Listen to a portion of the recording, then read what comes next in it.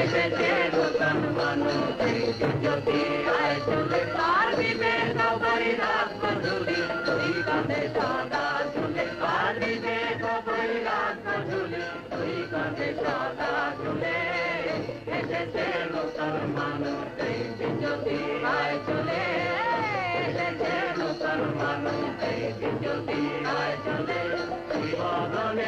Here is the view of the fine temple consecrated to the memory of Shri Ram Krishna. The temple is a neat and simple structure of sandstone and marble, of moderate size befitting the rural surroundings. It is surmounted by a shivling, which reminds one of the vision which Chandramani Devi had in the nearby Shiva temple. A marble statue of Shri Ram Krishna,